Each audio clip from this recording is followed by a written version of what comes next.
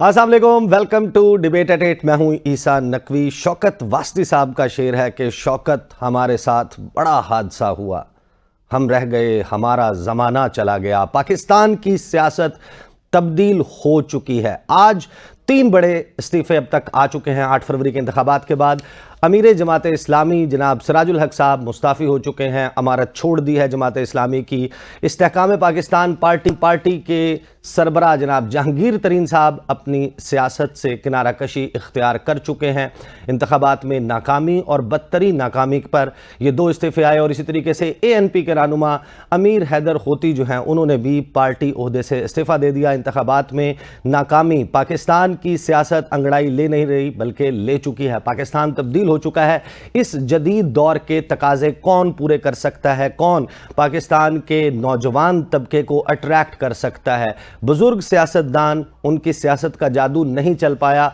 इंतखाबात की जंग जो मैदान में हारी गई, उसको ड्राइंग रूम में तो जीता जा सकता है, लेकिन दिलों को, लोगों के दिलों को जीतना, मुसख्खर करना एक बड़ा चैलेंज होगा पाकिस्तान के रवायती सियासतदानों के लिए। इस वक्त सबसे बड़ा सवाल यह है कि कौन बनाएगा हुकूमत, कितनी मजबूत होगी। इसमें कोई दो राय नहीं कि पाकिस्तान को एक मजबूत और फंक्शनिंग डेमोक्रेसी की, मजबूत और फंक्शनिंग हुकूमत की और मजबूत और फंक्शनिंग पार्लियामेंट की ज़रूरत है। वरना जो मुल्क की मईशत को दरपेश चैलेंजेस हैं, मसाइल हैं, उससे नहीं निपटा जा सकता। अब इसके लिए मुतवक्के तौर पर खद्दो खाल क्या होंगे हुकूमत के, सबको मालूम है कि पाकिस्तान तहरीक इंसाफ के हिमायत याफ्ता उम्मीदवार उन्होंने मैदान मारा। बहुत सारी जगहों पर उनके साथ ज़्यादतियाँ हुई, इंतखाबात से पहले भी, इंतखाबात के दिन भी और रिजल्ट्स आने के दौरान भी। लेकिन अब मामला कुछ यूं है कि जो हमारे पास पेपर पर रिजल्ट मौजूद है, वहां पर तहरीक इंसाफ हुकूमत बनाने की पोजीशन में नजर नहीं आती जब तक वो किसी सियासी जमात के साथ इत्तेहाद ना करे। और बदकिस्मती के साथ पाकिस्तान तहरीक इंसाफ ने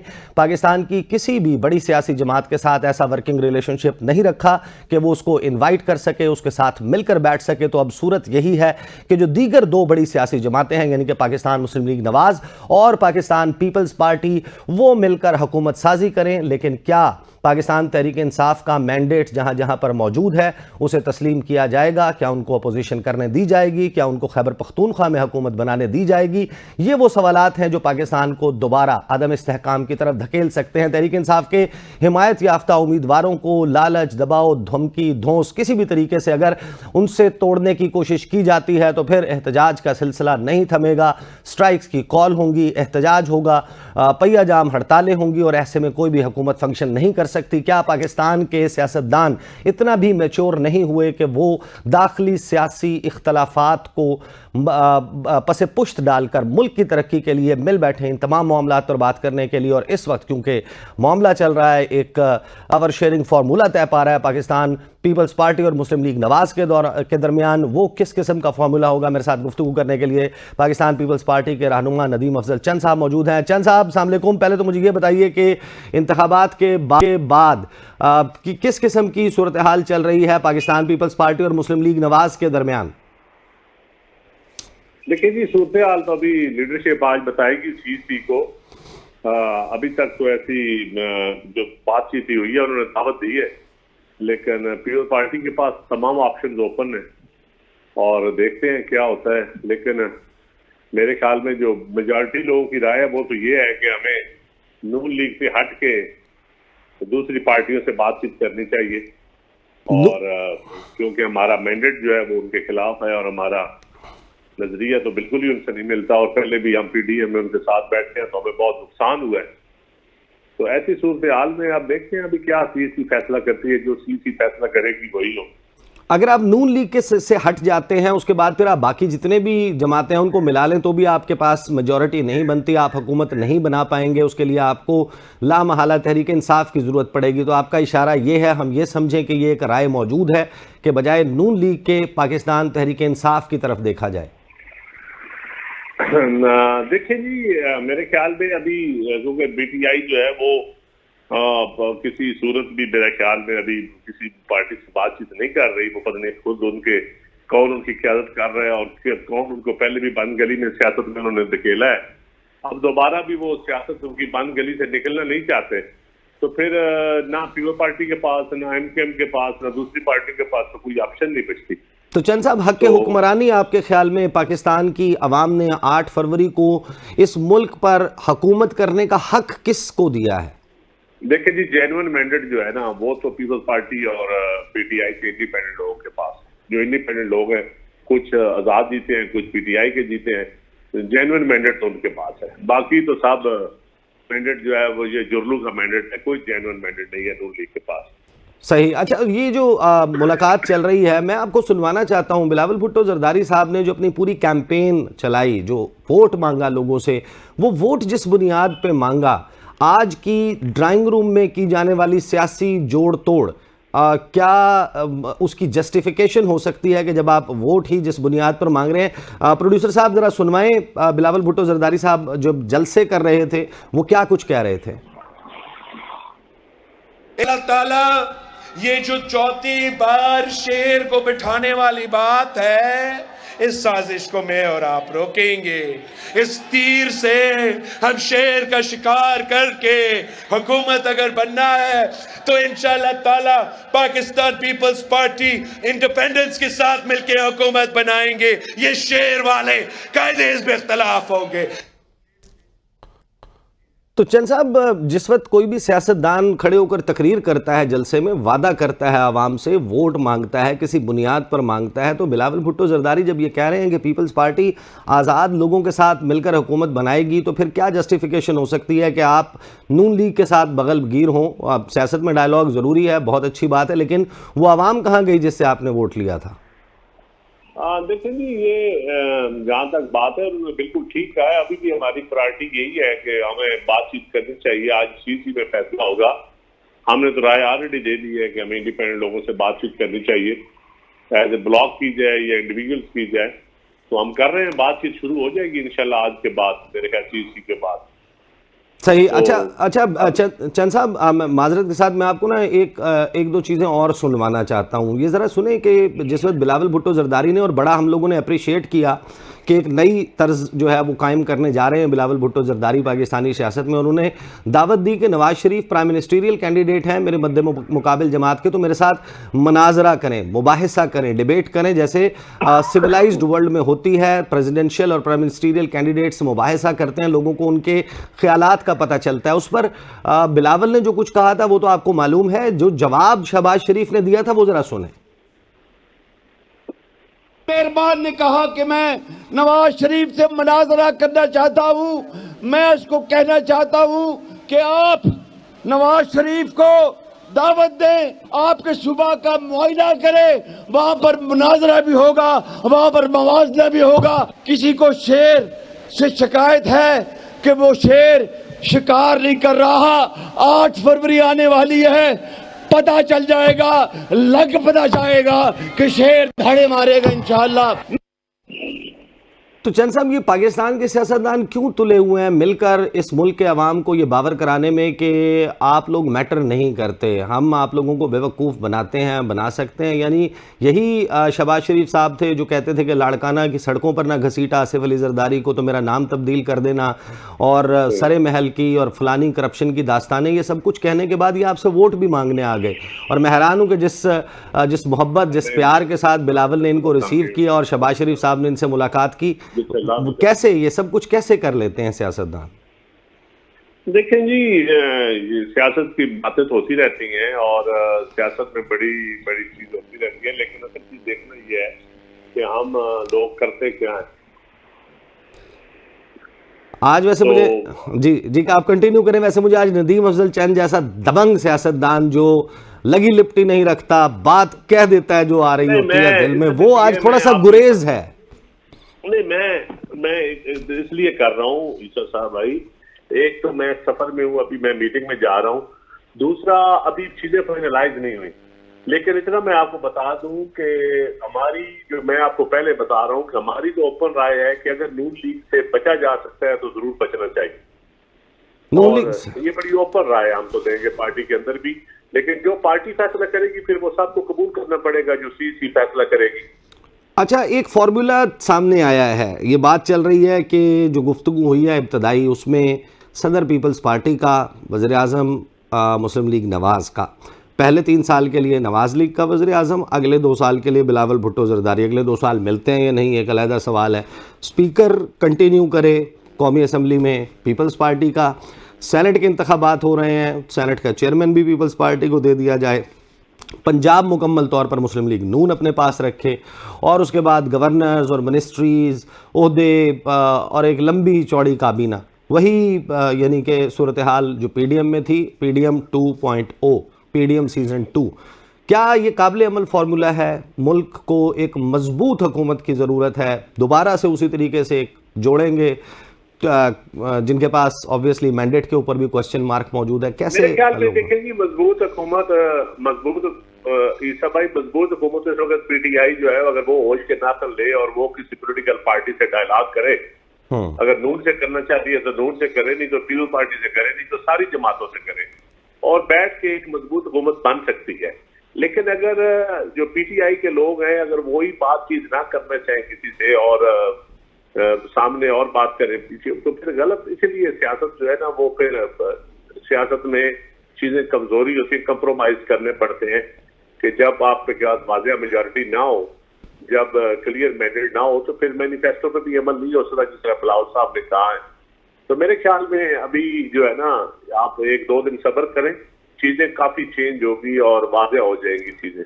अच्छा सही, अभी ये मफरूजे हैं, कोई ऐसी बात नहीं है 2.5 साल बाद रही है, ये अभी ऐसा कैसी कोई बात सामने नहीं आई।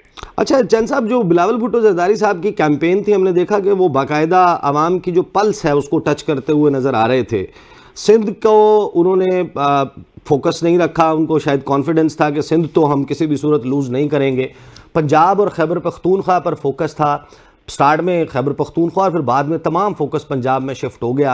पीपल्स पार्टी पंजाब से जिस तरह ख़त्म हुई वो सबको मालूम है। आज पीपल्स पार्टी कम बैक करने की भरपूर कोशिश कर रही थी।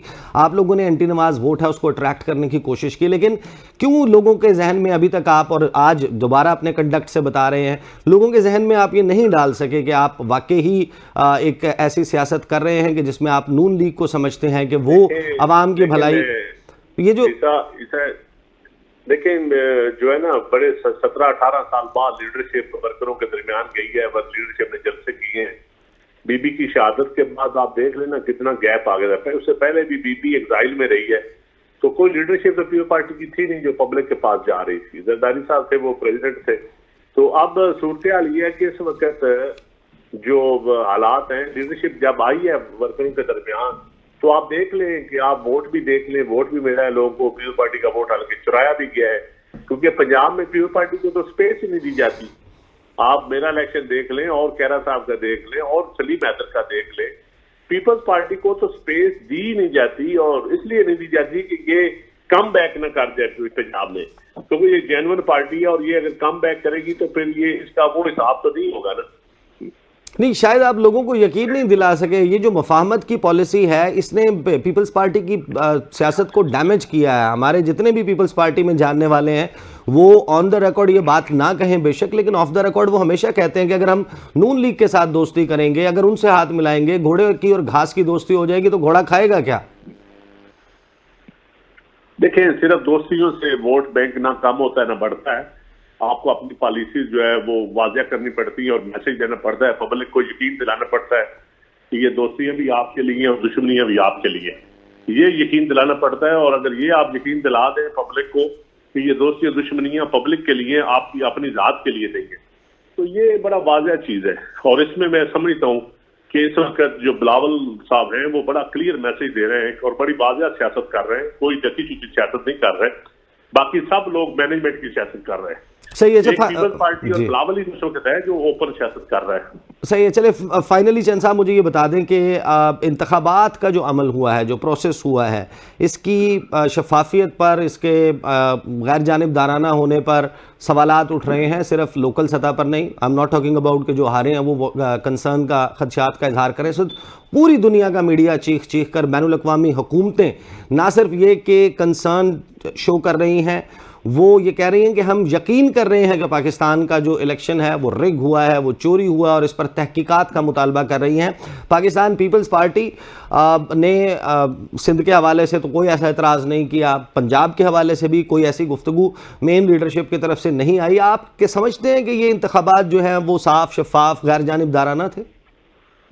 नहीं, बिल्कुल जी शफाफ नहीं थे इंतखाबात, बिल्कुल जुर्म फिरा है पंजाब में तो बिल्कुल ही शफाफ नहीं। आप 10% भी इनको शफाफ नहीं कह सकते। प्री पोल रिगिंग भी रज की हुई है, जितनी मैनेजमेंट कर सकते थे, पॉलिटिकल इंजीनियरिंग कर सकते थे वो भी की है, पोल डे के ऊपर भी हुई है, आफ्टर पोल भी हुई है। सही। अच्छा, तो क्या ये ऐसी रिगिंग के नतीजे में, धांधली के नतीजे में कायम होने वाली हुकूमत, उसके पास वो मॉरल अथॉरिटी होगी?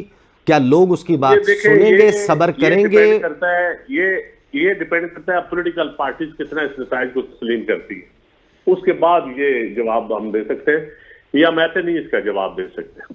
तो क्या इसके लिए कोई एफर्ट होने की जरूरत नहीं है? और दूसरा मुझे ये बता दें कि बिलावल ने अपनी कैंपेन के दौरान बार बार एक बात कही थी, जिसको बहुत सारे लोगों ने अप्रिशिएट किया, कि अगर मेरी हुकूमत आएगी, मुझे वोट दें, तो कोई सियासी कैदी नहीं होगा, माओं को, बहनों को कोई कैद में नहीं डालेगा। ये जो उन्होंने बातें की थी, अब आप हुकूमत में आ जाते हैं क्योंकि आप मजबूरी हैं। हमें ये पता है कि हुकूमत कोई भी बनाए, पीपल्स पार्टी के बगैर नहीं बन सकती, ना नून लीग बना सकती है, ना पीटीआई बना सकती है। तो जो आपका मंशूर है ओवरऑल, जो 10 पॉइंट्स थे और ये वाली गुफ्तगू जो जलसों में करते रहे, क्या इसके ऊपर कॉम्प्रोमाइज कर लेंगे बिलावल भुट्टो जरदारी सिर्फ इक्तदार की खातिर, या यकीनी बनाएंगे? मैं नहीं समझता कि बिलावल कॉम्प्रोमाइज करेंगे, मैं नहीं समझता, और इंशाल्लाह अपने मंशूर पे अमल करेगा, अपनी तकरीरों पे भी अमल करेगा। चलें, बहुत बहुत शुक्रिया नदीम अफजल चंद। ये तो अब वक्त की बात है कि किस तरीके से पाकिस्तान पीपल्स पार्टी ये सब कुछ करती है, लेकिन इस इलेक्शन के दौरान हमने देखा कि क्या कुछ हुआ। पाकिस्तान के ये इलेक्शंस, इसमें बहुत बड़ा सरप्राइज़ था मुस्लिम लीग नवाज़ के लिए। नवाज़ शरीफ जो आपने देखा कि जलसों में जा रहे थे, और वो जहाँ पर जाते थे वो इतना पुरयकीन थे कि हम इलेक्शंस जो हैं वो न सिर्फ जीतने जा रहे हैं बल्कि एब्सोल्यूट मेजॉरिटी हासिल करने जा रहे हैं।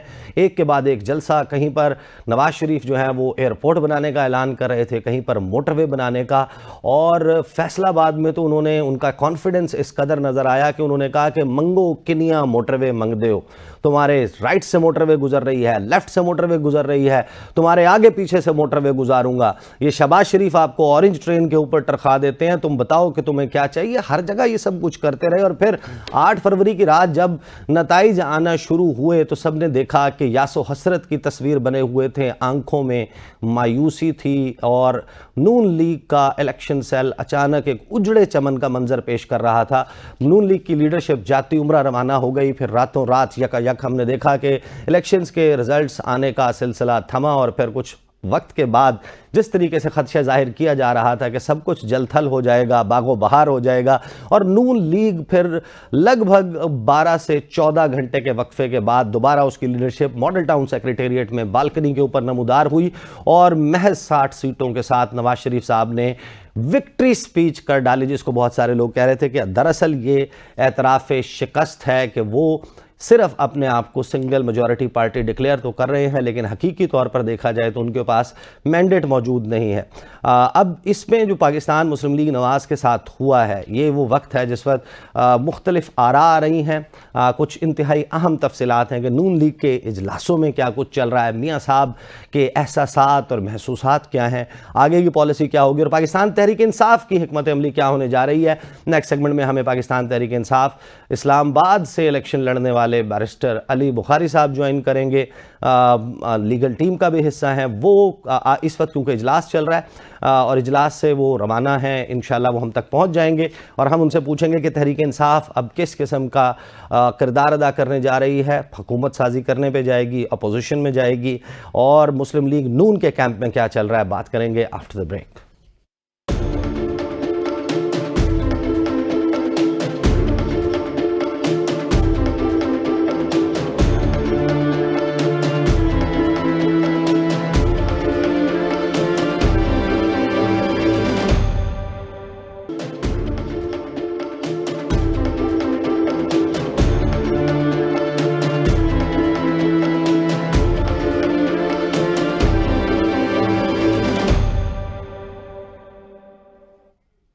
Welcome back after the break. Programme के इस हिस्से में मुझे ज्वाइन कर रहे हैं पाकिस्तान तहरीक इंसाफ के रहनुमा एडवोकेट सैयद मोहम्मद अली बुखारी साहब।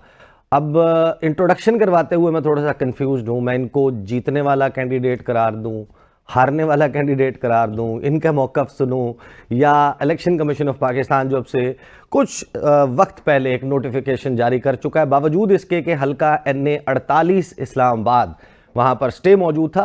ये इलेक्शन, इससे पहले कि मैं बुखारी साहब के साथ गुफ्तगू करूँ, ये इलेक्शन वो इलेक्शन है 8 फरवरी का कि जिसमें तमाम अंदाज़े, तमाम कैलकुलेशंस बहुत हद तक गलत साबित हो गई।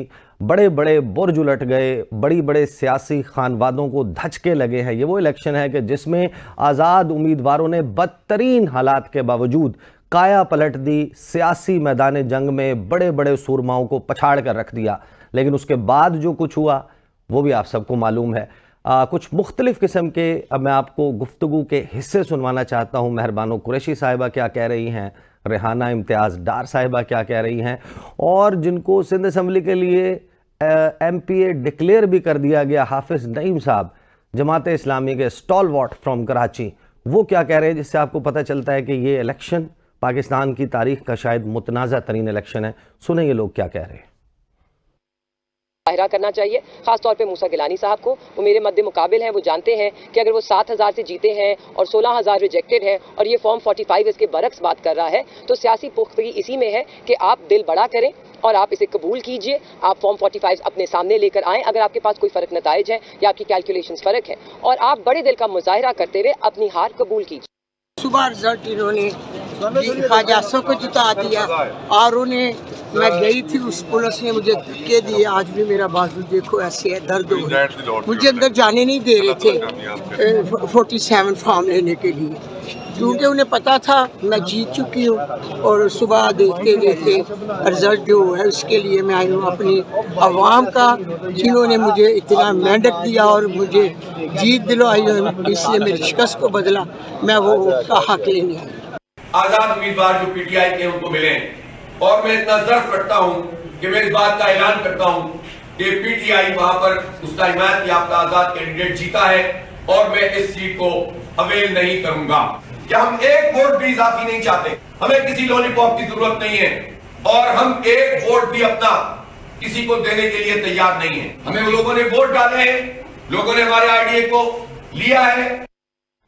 अब पाकिस्तान में अगर धांधली की बात की जाए इलेक्शंस में, तो वो 3 किस्म की होती है। एक होती है प्री पोल, एक होती है पोलिंग डे, और एक फिर होती है पोस्ट पोल।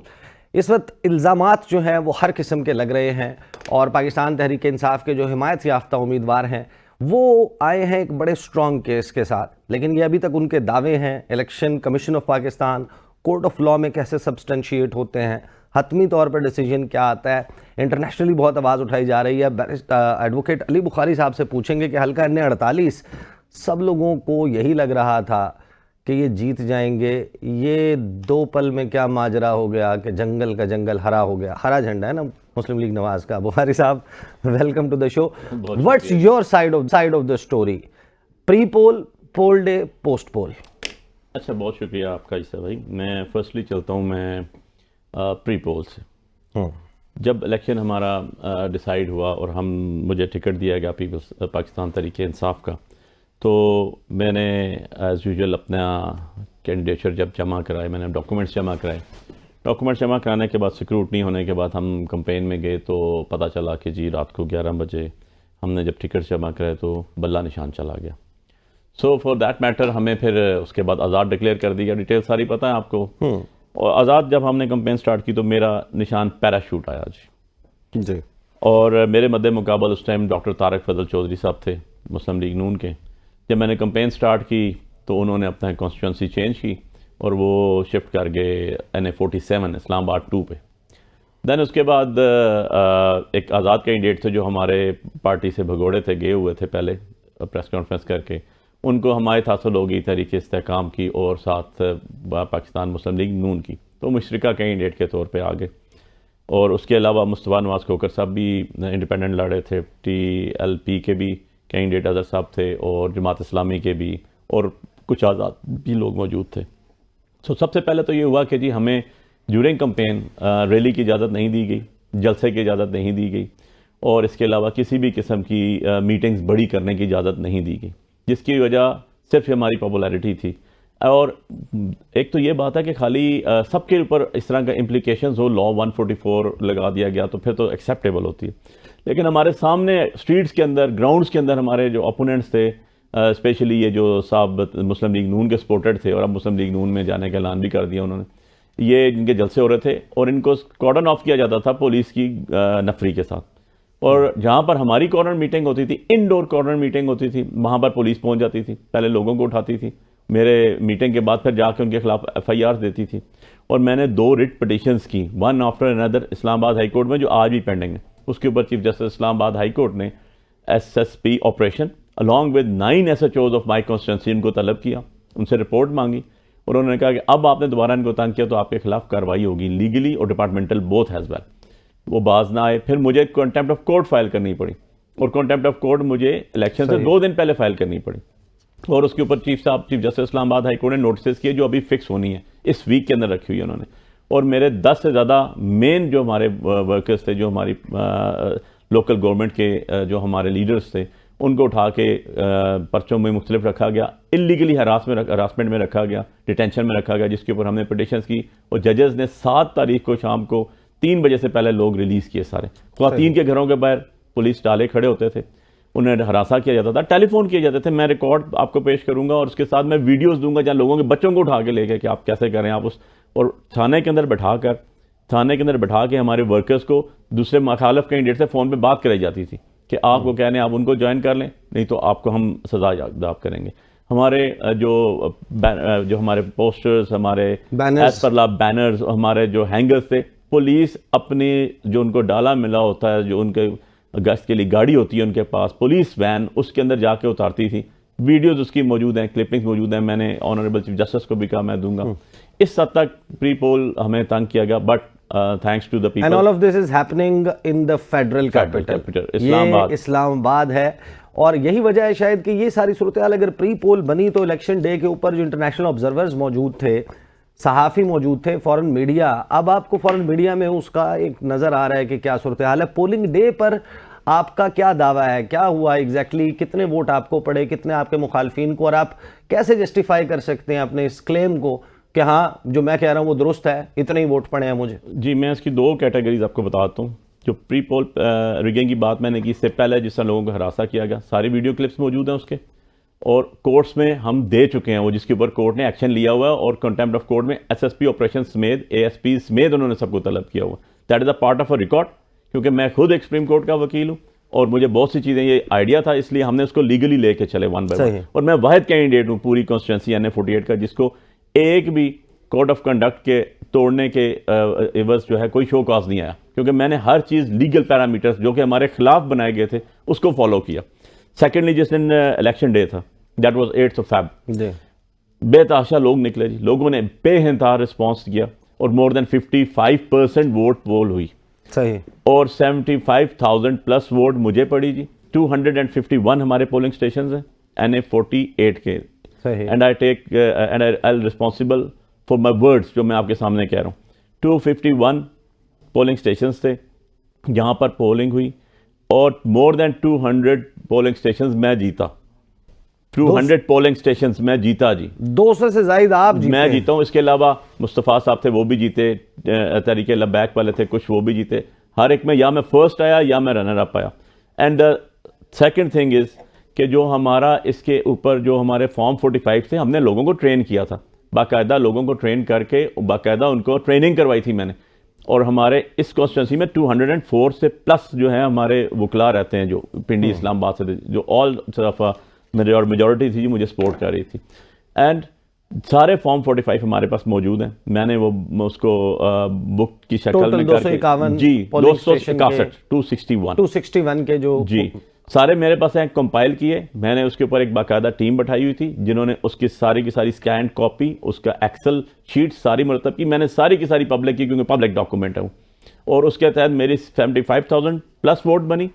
और जो मेरे काउंटर पार्ट थे, जो दौड़ में ही नहीं थे, जो सेकंड आ रहे थे उस टाइम, वैसे तो थर्ड थे, आई डोंट नो सेकंड कैसे आ रहा था, उनकी 29,000 प्लस वोट्स थी, 29,000 और कुछ राउंड अबाउट 30,000, तो ऑलमोस्ट 46,000 प्लस मेरी लीड थी उस टाइम। 46,000 की जी, आपकी लीड थी। 46,000 से 47 और 46 के दरमियान 46,500 के करीब मेरी लीड थी। थर्ड नंबर पे मुस्तफ़ा नवाज खोखर साहब थे, जिनके साथ मेरा मुकाबला था इनिशियली, और उसके बाद तहरीक लब्बैक की 12,000 वोट थी, मुस्तफ़ा खोखर साहब की 19,000 के लगभग वोट बन रही थी। देन उसके बाद जमात इस्लामी कैंडिडेट थे और 2 आज़ाद कैंडिडेट उसके बाद आ रहे थे। अब ये फॉर्म 45 जो है, इसके ऊपर जितने हमारे पोलिंग एजेंट्स वहाँ बैठे हुए थे, मेरे पास 261 सारा कंपाइल रिकॉर्ड मौजूद है, और उसके ऊपर सारे के सारे जो आपके पोलिंग एजेंट्स थे, जितनी पार्टीज के थे, उनके साइन सिग्नेचर्स हैं, और जो प्रिजाइडिंग ऑफिसर है उसके साइन और थंब इंप्रेशन भी लगा हुआ। अच्छा, हमने यानी वो फॉरेंसिक हो जी, तो फॉरेंसिक हो तो आप अपनी बात साबित कर सकते हैं। फॉरेंसिक कराएं, आप बाहर भेज दें मेरे कॉस्ट पे, और मैं आपको प्रूव करके दूंगा कि ये वही है। देन उसके बाद वो सारा हमने लेकिन कंपाइल फॉर्म किया। 45 मुझे ये बताएं, फॉर्म 45 सिर्फ आपके पास तो नहीं होगा ना? फॉर्म 45 जो है वो आपके मद्दे मुकाबिल जिनको विनर डिक्लेयर किया गया, खुर्रम नवाज, उनके पास भी होगा। फॉर्म 45 मुस्तफ़ा नवाज खोखर के पास होगा, दीगर उम्मीदवारों के पास होगा। क्या आप ये मुझे बता सकते हैं कि आपका फॉर्म 45 और आपके जो मुखालफिन है उनका फॉर्म 45 एक ही कहानी सुना रहा है? जी बिल्कुल जी, जितने हमारे मुखालफिन हैं, एक्सेप्ट जो एक शख्स जिनको पता ही नहीं कि वो कैसे जीत गए, कहाँ से जीत गए, घर सो गए थे, वहाँ से बुला के और उनको बताया कि हम तो रैली में थे, जीत गए थे हम लोग इलेक्शन, और खुशियाँ मना रहे थे कि अचानक वन ऑफ सडन वो आ गए कहीं से, और आरओ ऑफिस में उनको पता चला कि जी वो जीत गए। बाकी हमारे जितने कैंडिडेट्स थे सबका हमारा टैली किया है हमने, सबके फॉर्म 45 एक है। यही वजह है कि जो मेरी पिटीशन है उसके साथ मुस्तफ़ा नवाज खोखर साहब ने पिटीशन फाइल की। उन्होंने भी कहा मैं हारा हूं लेकिन Ali Bukhari is the winner, ये इतने ही उसके वोट हैं। उसके साथ तहरीक लब्बैक के जो कैंडिडेट थे उन्होंने भी अपनी पिटीशन फाइल की है कि जी ये फॉर्म 45 हमारे और अली बुखारी के सेम है, इसलिए उसमें झूठ का आंसर नहीं है। झूठ का आंसर हुआ जो अकेला खड़ा हुआ, जिसके 30,000 वोट थे, और उसको जो है जिता दिया गया 67 बना के। Now how come this is possible? Secondly मैं आपको इस सवाल बताऊं कि लॉ प्रिवेल करता है, लीगल एस्पेक्ट्स को फॉलो किया जाता है।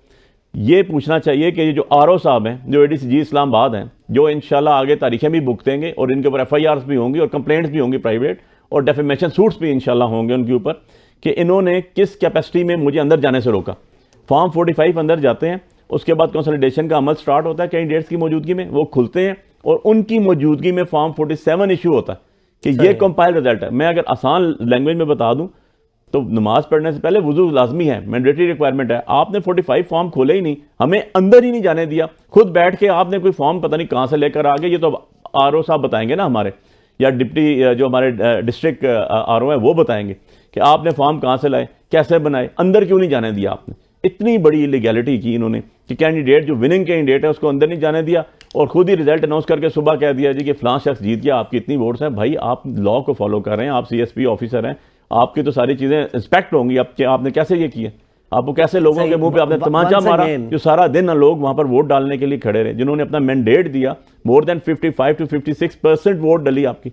2,92,000 वोट है पूरी कॉन्स्टिट्यूंसी की, और उसके अंदर से 101 लाख तकरीबन 56-57,000 वोट डल गई आपकी। और आप जो है विनिंग कैंडिडेट को, जिसकी 45-47,000 की लीड है, उसको आप कहते हैं कि यार तुम हार गए हो, तुम्हारी इतनी लीड है। How come this is possible? अगर यही करना था तो ईसीपी से भी मेरा सवाल था कि आपने 42 अरब रुपया लगा दिया किस चीज के ऊपर? फेयर ट्रांसपेरेंट इलेक्शंस के ऊपर। ये फेयर एंड ट्रांसपेरेंट इलेक्शन थे तो अभी आरओ को कहते हैं डीसी को और एडीसीजी को खुद ही साइन करके इसको बिठा देते। सही। अच्छा, जाहिर है कि हमने आपसे मुख्तलिफ मामलात के ऊपर बात करनी है। अभी थोड़ी देर पहले पाकिस्तान तहरीक इंसाफ की लीगल टीम की एक अहम मुलाकात हुई है, वहाँ पर आप भी मौजूद थे। आप इस सारे मामले को कैसे आगे लेकर चलेंगे? पाकिस्तान तहरीक इंसाफ के अज़ाइम क्या हैं? अपोजिशन में बैठेंगे, हुकूमत बनाने की कोशिश करेंगे? खैबर पख्तूनख्वा में क्या है, सेंटर में क्या होगा? इन मामलात पर बात करेंगे। लेकिन ये जो हल्का NA 48 है, this is a test, this should be a test case, और बाकी भी बहुत सारे टेस्ट केसेस मौजूद हैं। पूरी दुनिया का मीडिया के इलेक्शंस के ऊपर सवाल उठा रहा है, हुकूमतें तबसरा कर रही हैं, इन्वेस्टिगेशन का मुतालबा कर रही हैं, इन इलेक्शंस को धांधली ज़्यादा करार दिया जा रहा है। जो अवाम का हक है उसको स्टैम्पीड नहीं होना चाहिए। लेकिन ये दावे थे जो एडवोकेट सैयद मोहम्मद अली बुखारी साहब हैं। मैंने ज़ाहिर है कि the other side of the story भी होगी, कुछ मुस्तफ़ा नवाज खोखर का भी कहना होगा, कुछ खुर्रम नवाज साहब का भी कहना होगा। हमने अपनी ABN की टीम ने पूरी कोशिश की कि इन लोगों से रब्ता हो और ये लोग हमारे साथ इसमें पार्टिसिपेट करें, और कंटेस्ट करना चाहें तो कंटेस्ट करें सबूतों के साथ। अली बुखारी साहब को बताएं कि ये दुरुस्त कह रहे हैं या नहीं कह रहे, यहाँ पर अपना मुकदमा साबित करें। प्लेटफॉर्म अभी भी हाजिर है, अगर कोई भी इनमें से आकर यहाँ पर चैलेंज करना चाहता है कि बुखारी साहब जो फरमा रहे हैं वो दुरुस्त नहीं है, तो वो उसके लिए प्लेटफॉर्म हाजिर है। ब्रेक लेंगे, ब्रेक के बाद वापस आएंगे और आपको बताएंगे कि पाकिस्तान पीपल्स पार्टी की सेंट्रल एग्जीक्यूटिव कमेटी का इजलास, कुछ अच्छी खबरें मुस्लिम लीग नून के लिए नहीं आ रही और पाकिस्तान तहरीक इंसाफ का लाएमल क्या होगा। स्टे ट्यून्ड विद अस।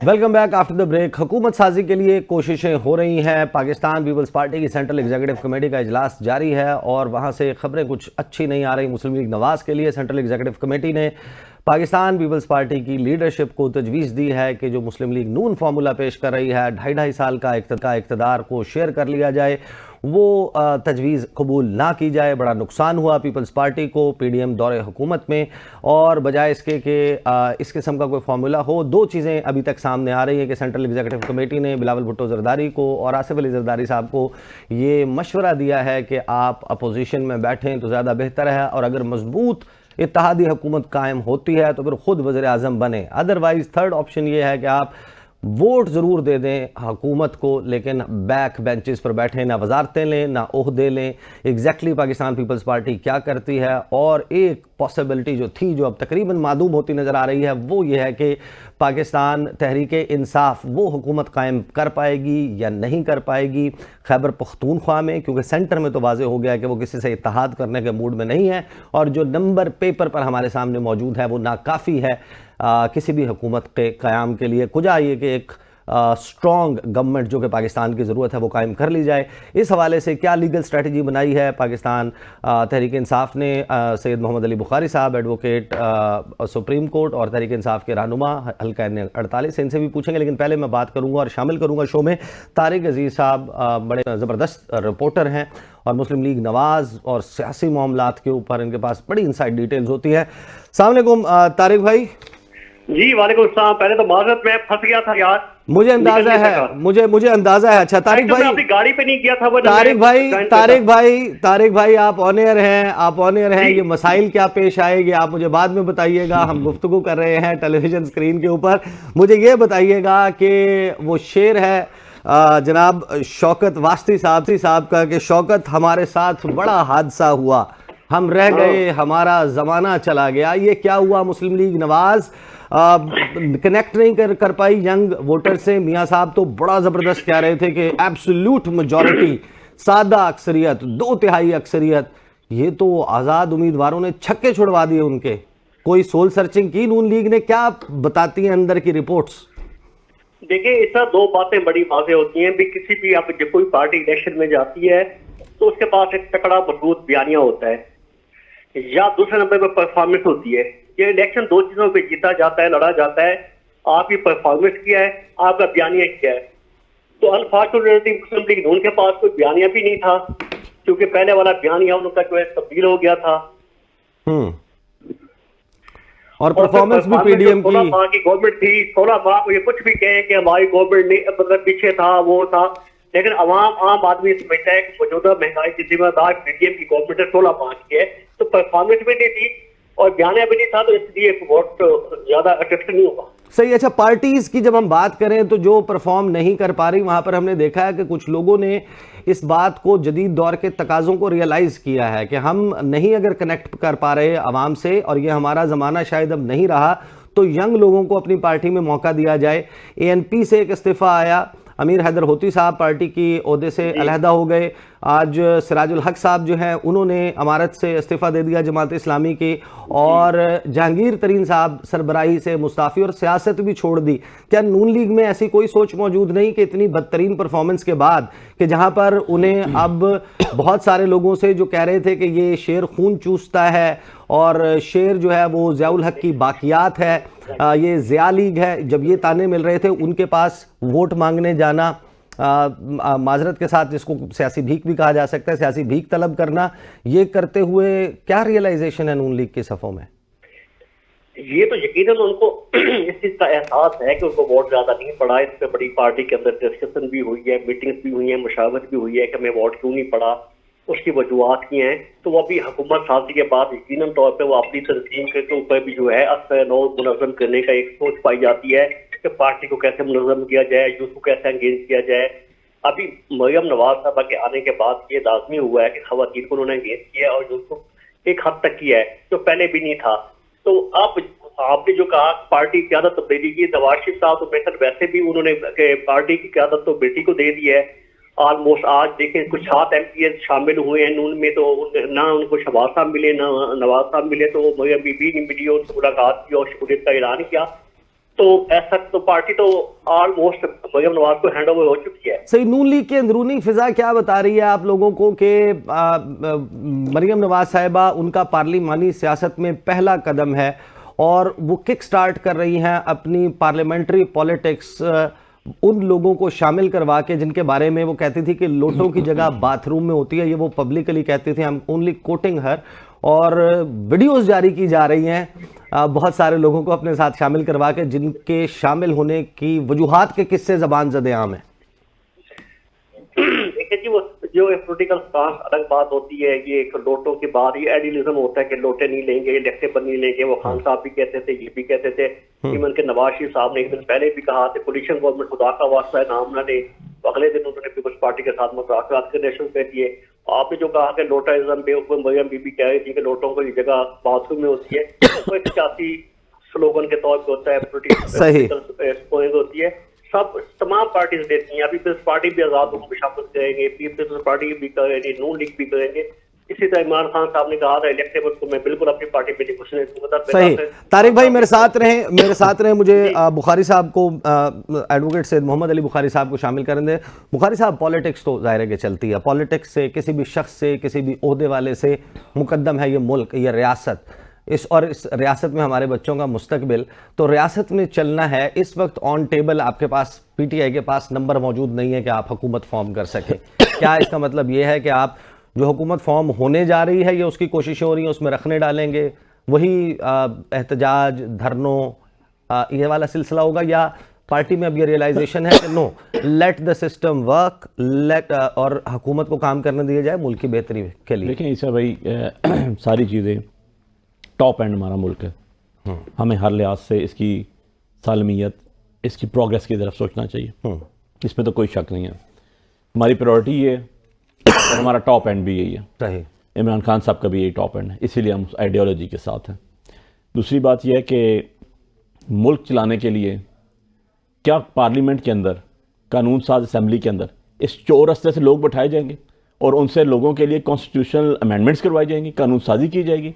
क्या हमें ये नहीं पता कि हमारा जो दस्तूर है, जिसको हम कॉन्स्टिट्यूशन कहते हैं, वो शुरू करारदादे मकासद से होता है, ऑब्जेक्टिव रेजोल्यूशन से होता है। आईनी तरमीम तो अब किस्सा पारीना हुई ना। अब बात यह है कि आप एक गलत तरीके से 2/3 नहीं आ रहे, आप एक गलत तरीके से एक एमएनएस लेकर आएंगे जिनको एक सिंपल नोटिफिकेशन करके आप ला रहे हैं। लोगों ने तो उनको रिजेक्ट कर दिया और आप रिप्रेजेंट किसको करा रहे हैं? रिजेक्टेड लोगों को, जिनको लोगों ने रिजेक्ट किया। भाई ये इस्लामाबाद है, ये 2024 है, कोई फॉर फ्लंग एरिया नहीं। आपने 40-40 निशान दिए, इवन एंड अदरवाइज हमारे इंडिपेंडेंट देखिए I completely agree with the sentiment कि ये किस तरह हो सकता है। फिर आप इलेक्शन करवाते ही ना, नोटिफिकेशन लगा दिया आपने। But now bigger question is कि ये मुल्क, इस मुल्क में रहने वाले हर शख्स का मफाद शायद इससे बढ़कर है, जहां पर ये सियासी लड़ाई इस सारी मामले को फंसा चुकी है। What's the way out? देखिए ना, इसकी वजह मैं इसीलिए आपको बता रहा था, इस जमहूरियत का हुस्न ये है, और जमहूरियत मुल्क को लेकर चलती है उस गवर्नमेंट के जरिए जिसको कहते हैं government of the people, for the people and by the people. अब आप सिलेक्टेड लोग लेकर आके बैठा देंगे उनसे और उन्हें कहेंगे कि ये मुल्क चलाएंगे, ये इस तरह नहीं चलती, इस तरह स्टेट्स नहीं चलती। स्टेट आपकी जो है वो आपकी माँ की जगह होती है,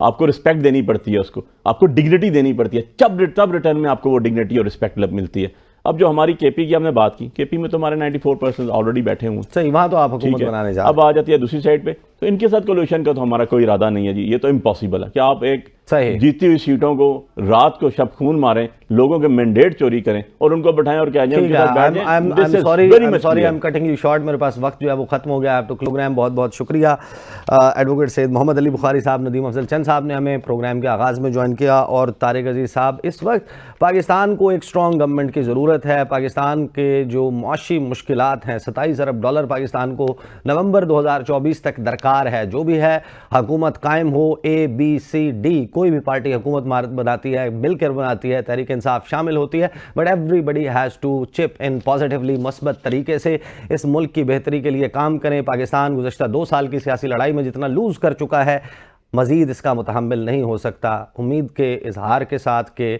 हमारे पॉलिटिशियंस, फैसला साज इदारे, अदलिया सब इस बात को रियलाइज़ करेंगे और इस अदम इस्तेहकाम को फुल स्टॉप लगाया जाएगा। अब तक के लिए इतना ही, मुझे इजाज़त दीजिए। अल्लाह हाफ़िज़।